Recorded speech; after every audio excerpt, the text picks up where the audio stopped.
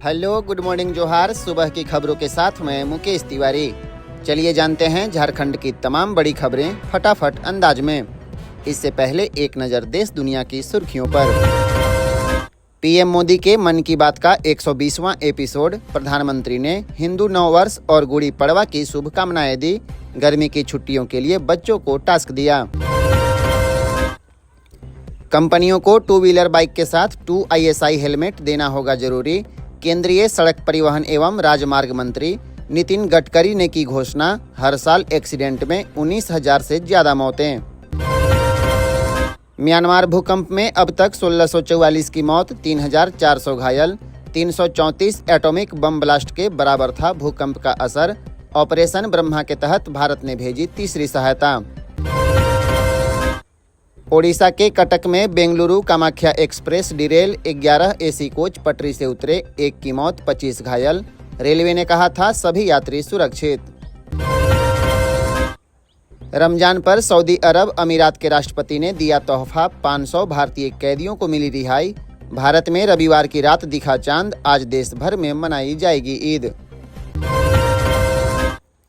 चलिए जानते हैं झारखंड की बड़ी खबरें अब विस्तार से। झारखंड के 85 लाख राशन कार्ड धारियों को बड़ी राहत। EKYC कराने की तारीख बढ़ी। केंद्र ने जारी की कड़ी चेतावनी। झारखंड के लगभग 85 लाख राशन कार्ड धारियों को राहत मिल गई है।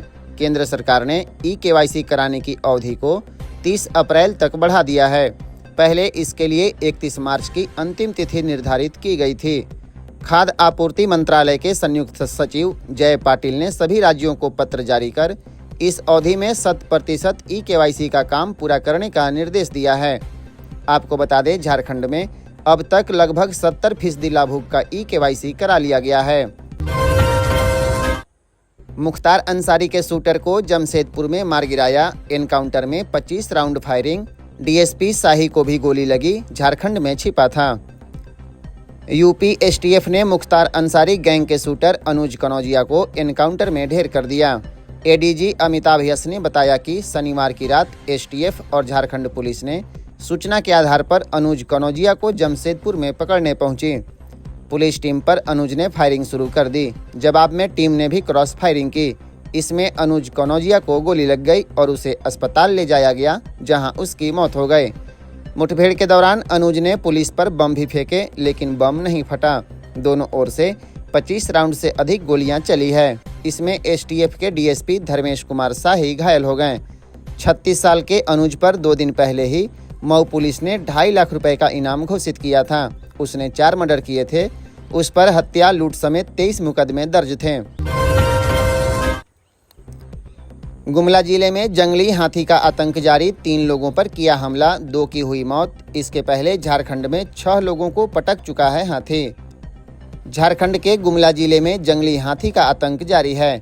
रविवार को एक हाथी ने 3 लोगों पर हमला कर दिया, जिसमें 2 लोगों की मौत हो गई। वहीं एक व्यक्ति घायल हुआ है। जानकारी के अनुसार रायडीह थाना क्षेत्र के अम्बाकोना जंगल में महुआ चुनने गए 45 वर्षीय जेम्स कुजूर की हाथी ने पटक कर जान ले ली। इसी तरह जारी प्रखंड के 73 वर्षीय क्लाइमेट एक्का को उनके घर के आंगन में हाथी ने पटक दिया। इधर 2 दिनों में हाथी गुमला, सिमडेगा और गढ़वा में कुल 6 लोगों को मौत के घाट उतार चुका है। हाथी के हमले में केवल गुमला में अब तक 5 लोगों की मौत हो चुकी है। झारखंड में 40,000 पदों पर होने वाली नियुक्ति प्रक्रिया लटकी। 12 लाख से अधिक ने किया है आवेदन। प्रतियोगिता परीक्षाओं के माध्यम से वर्ष 2025 में झारखंड सरकार के विभिन्न विभागों में लगभग 40,000 पदों पर नियुक्तियां होनी है। करीब 12 लाख से अधिक अभ्यर्थियों ने आवेदन किया है। प्रारंभिक विद्यालय प्रशिक्षित सहायक आचार्य संयुक्त प्रतियोगिता परीक्षा के मामले में सुप्रीम कोर्ट के फैसले के बाद कार्रवाई चल रही है। इसके माध्यम से 26,001 पदों पर नियुक्ति के लिए अभ्यर्थियों का चयन किया जाना है। इसी तरह उत्पाद सिपाही प्रतियोगिता परीक्षा, झारखंड आरक्षी प्रतियोगिता परीक्षा होना है। इसके अलावा झारखंड इंटरमीडिएट संयुक्त प्रतियोगिता परीक्षा 2023, झारखंड क्षेत्रीय कार्यकर्ता प्रतियोगिता परीक्षा 2024, झारखंड सचिवालय आशुलिपिक प्रतियोगिता परीक्षा 2024 की प्रक्रियाओं को आयोग आगे बढ़ा रहा है। चैत्र नवरात्र का पहला दिन बैजनाथ मंदिर में उमड़ी भीड़। सरदार पंडा ने किया कलश स्थापन। शक्ति मंदिरों में 9 दिन तक जलेगी अखंड ज्योति। झारखंड में वासंतिक नवरात्र के साथ हिंदी नववर्ष रविवार से शुरू हो गया। राजधानी के विभिन्न दुर्गा मंदिर, क्लबों और घरों में कलश स्थापना कर माता की पूजा शुरू की गई। देवघर के बैजनाथ मंदिर में सुबह से ही श्रद्धालुओं की भारी भीड़ देखी गई। देवघर की विशेष महत्ता है कि यहाँ ज्योतिर्लिंग और शक्तिपीठ दोनों है। यहाँ माता का हृदय गिरा था, इसलिए चारों कल्पों में शक्ति की पूजा होती है। इधर 1 अप्रैल से 4 दिवसीय चैती छठ महापर्व शुरू हो जाएगा। इस दिन नहाय खाए है। 2 अप्रैल को खरना और 3 को चैती छठ है। इस दिन अस्ताचलगामी भगवान सूर्य को अर्घ दिया जाएगा। वहीं 4 को उदयाचलगामी भगवान सूर्य को अर्घ देंगी। इसी के साथ चैती छठ महापर्व संपन्न हो जाएगा। देश के सबसे शक्तिशाली 100 लोगों की लिस्ट में हेमंत सोरेन 40वें नंबर पर। केजरीवाल, नड्डा समेत कई दिग्गजों को पछाड़ा। मुख्यमंत्री हेमंत सोरेन को साल 2025 में बड़ी खुशखबरी मिली है। अब वे देश के टॉप 50 हस्तियों में शामिल हो गए हैं। उन्हें 100 सबसे शक्तिशाली लोगों की सूची में जगह दी गई है। दरअसल अंग्रेजी दैनिक इंडियन एक्सप्रेस ने देश के 100 सबसे शक्तिशाली लोगों की सूची जारी की है, जिसमें सीएम सोरेन 40वें स्थान पर हैं। हालांकि बीते वर्ष भी वह 100 शक्तिशाली व्यक्तियों की सूची में शामिल थे। इससे पहले इंडियन एक्सप्रेस की पावर लिस्ट में मुख्यमंत्री हेमंत सोरेन 93वें स्थान पर थे। इंडियन एक्सप्रेस ने अपनी सूची में पीएम मोदी को पहले स्थान पर रखा है। दूसरे नंबर पर गृह मंत्री अमित शाह, तीसरे पर विदेश मंत्री एस जयशंकर, चौथे पर संघ प्रमुख मोहन भागवत और 5वें नंबर पर वित्त मंत्री निर्मला सीतारमण हैं। पलामू, गढ़वा और लातेहार को रेलवे की बड़ी सौगात। पहली बार मुंबई के लिए सीधी ट्रेन। झारखंड से मुंबई जाना अब और आसान हो जाएगा। खासकर पलामू, गढ़वा और लातेहार के लोगों को बड़ी राहत मिलेगी। रेलवे ने इन्हें नई ट्रेन का तोहफा दिया है। पहली बार पलामू होते हुए मुंबई के लिए नई ट्रेन चलेगी। धनबाद रेलवे स्टेशन से मुंबई के लोकमान्य तिलक टर्मिनल तक यह ट्रेन चलेगी। रेलवे ने इस बात के संबंध में अधिसूचना जारी कर दी। यह साप्ताहिक ट्रेन होगी और 8 अप्रैल से इस ट्रेन का परिचालन शुरू होगा।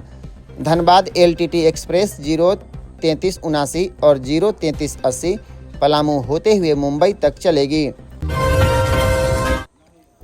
झारखंड में पलामू सबसे गर्म 40.5 डिग्री हुआ पारा। 3 जिलों के पारा 40 से पार। ईद सरहुल में रहेगा चिलचिलाती धूप। राज्य भर में तपिश लगातार बढ़ रही है। कई जिलों में पारा 40 के पार हो गया है। शनिवार को भी 3 जिलों का पारा 40 से ऊपर रहा। सबसे अधिक उच्चतम तापमान 40.5 डिग्री डाल्टनगंज का रहा। वहीं जमशेदपुर का अधिकतम तापमान 40.4 डिग्री और चाईबासा का तापमान 40 डिग्री रिकॉर्ड किया गया है। मौसम का यह मिजाज बता रहा है कि ईद और सरहुल के दौरान राज्य में चिलचिलाती धूप रहने वाली है।